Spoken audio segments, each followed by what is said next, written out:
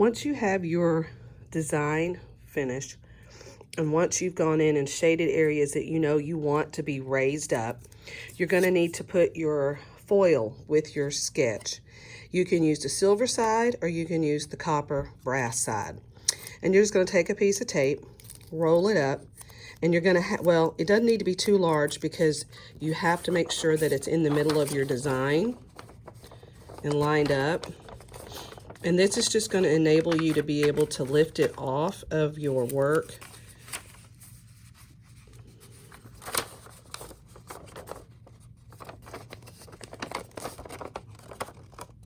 And if we need to cut them out, we can do that as well. Then you're just going to take your pencil and you're going to trace your design, putting pressure on it. Oh, I like to use cardboard.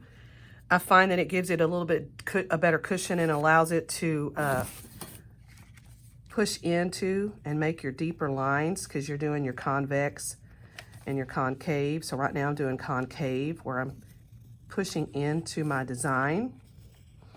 And when you have the little piece of tape, then you're able to lift it up, check to see if you've got your lines pressed in where they need to be. And you're going to do this to complete your entire sketch. You're going to transfer it onto your metal this way.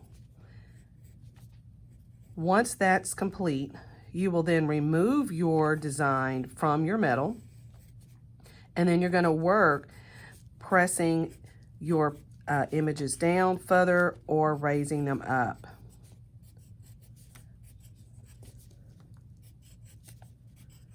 And again, and I've got mine off just a little bit, so you will possibly do the same.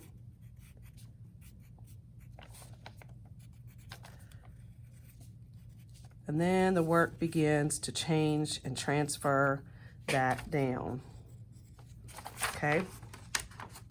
Then you'll take that off and then you'll begin working. Now, I started my lines here, and you can use your pencil directly onto your metal. That the pencil lead's not going to create an issue or show. And you're going to need to make those initial lines deeper. And we're going to be working from both sides of your metal, from one side to the other, back and forth. And that's why it's helpful to tape that down so you can raise it back up as you work. Then, this is your stylus.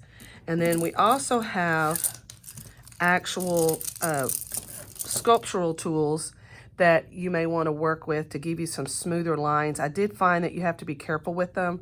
They can tear your metal, but they have these little round points and they're different sizes on them. So those are available if you need them. Basic pencil, basic eraser, end of a pencil. I mean, all of those simple things that are cheap and inexpensive also work. And then I'm going to flip it over. This is where I have to push my metal back to the other side. So just to show you, mechanical pencils you want to be careful with. They can puncture your metal. And you're just going to push all this back down and push it back to the other side so you raise it. Then you're going to come over here and you're going to do the same thing, and you're going to push down what's beside it to raise that area up even more.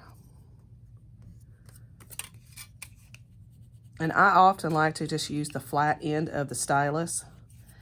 To get the crisp edges, you want to go around the metal, around your pencil edge that you have it. And then you're going to flip it, and you're going to keep reversing it so that where you've worked, then you come back around it and you push that down.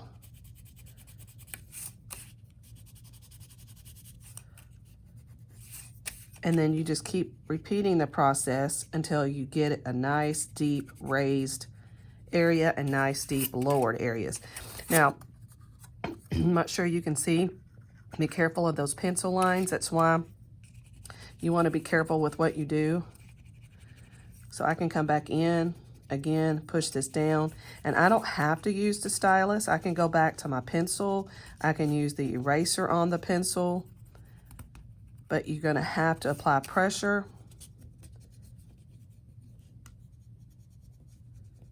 And then flip it over, and then you'll do the same thing again. Remember, you'll come back in, around it, and flatten out on that side so that your raised area is even more raised. Okay,